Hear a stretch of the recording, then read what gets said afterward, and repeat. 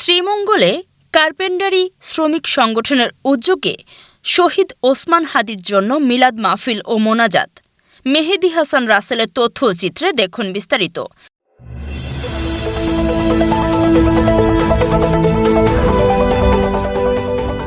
শ্রীমঙ্গল পৌর শহরের কালীঘাট রোডে কার্পেন্টারি শ্রমিক সংগঠনের নবগঠিত কমিটির উদ্যোগে এক বিশেষ দোয়া ও মিলাদ মাহফিল অনুষ্ঠিত হয়েছে। শুক্রবার বাদ মাগরিব কালীঘাট রোড রিকশা স্ট্যান্ডে দোয়া ও মিলাদ মাহফিলে প্রধান অতিথি হিসেবে উপস্থিত ছিলেন শ্রীমঙ্গল পৌরসভা থেকে বারবার নির্বাচিত সাবেক মেয়র, আধুনিক শ্রীমঙ্গলের রূপকার, মৌলভীবাজার জেলা বিএনপির অন্যতম নেতা, ন্যাশনাল টি কোম্পানির পরিচালক, জননেতা জনাব মোহাম্মদ মহসিন মিয়া মধু। মিলাদ মাহফিলে ইনকিলাব মঞ্চের মুখপাত্র শহীদ ওসমান হাদির মাগফিরাত কামনা করে বিশেষ মোনাজাত করা হয়। মাগরিবের নামাজের পরে মাওলা, ইয়া আল্লাহ তোমার একটা সংগঠনকে ওসিলা করিয়া মাওলা, ইয়া আল্লাহ নতুন একটা সংগঠনের ওসিলা করিয়া মাওলা, ইয়া আল্লাহ হাদি ভাইকে ওসিলা করে মাওলা একটা অনুষ্ঠান করা হয়েছে মাওলা, ইয়া আল্লাহ তোমার কালামুল্লাহ থেকে, ইয়া আল্লাহ অনেক জায়গা থেকে তেলাওয়াত করা হয়েছে মাওলা, তোমার বন্ধুর প্রতি দুরূদ পাঠ করা হয়েছে মাওলা, ইয়া আল্লাহ এর ভুলবান থেকে ক্ষমা করে আমাদের দোয়াকে তুমি হুজুর পাক সাল্লাল্লাহু আলাইহি ওয়াসাল্লাম তুফালে কবুল আর মঞ্জুর করে নাও। ইয়া আল্লাহ আমাদেরকে তো একদিন না একদিন মৃত্যুবরণ করতেই হবে মাওলা। ইয়া আল্লাহ হাদি ভাই তো বলেছে জমিনের মধ্যে ফয়সালা হয় না, মৃত্যুর ফয়সালা হয় আকাশে। ইয়া আল্লাহ এটাই তো বাস্তব মাওলা। ইয়া আল্লাহ তোমার কাছে দরখাস্ত করতেছি মাওলা, তাকে তুমি জান্নাতের সুউচ্চ মাকাম তুমি দান করো। ইয়া আল্লাহ তার পরিবারের মধ্যে খায়ের ও বরকত দান করো। ইয়া আল্লাহ ধৈর্য ধারণ করার তৌফিক দান করো। ইয়া আল্লাহ তার সন্তানকে তুমি মাফ করে দাও। ইয়া আল্লাহ পরিপূর্ণভাবে তুমি হেফাজত করার ব্যবস্থা করে দাও। ইয়া আল্লাহ আমাদের দরখাস্তকে তুমি কবুল করে নাও। ইয়া আল্লাহ মেয়র সাহেবকে আপনি কবুল করে নিন। ইয়া আল্লাহ সমস্ত বিপদ আপদ থেকে আপনি মাফ করে দিন।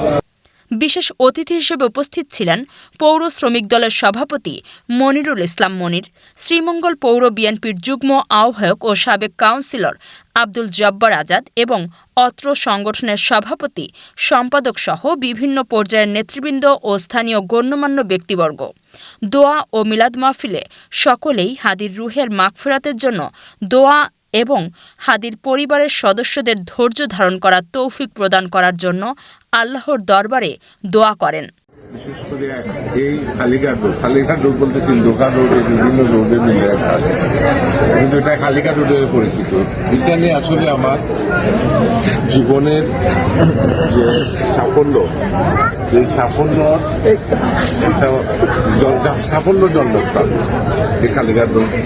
এই যে আমি কাউন্সিলর, বারবার মেয়র, এখনো যে আমি এমপিতে দাঁড়াইছি, তো যখন আমার প্রতিপক্ষ আমার বক্তব্য দেয় না পৌরসভা পাইবা কেন অন্য পাইতে না, এই যে জিনিসটা ইলেকশনও ছাড়াইয়া যে পৌরসভা দিতে চাই পাইবা না, কিন্তু গ্রামে গঞ্জে পাইতে না। এটা তো আমার প্রায় 40 বছর হয়ে গেছে। 15-20 বছরের মানুষের থাকলে উৎসাহ না মারামারি আগে আমার বলতে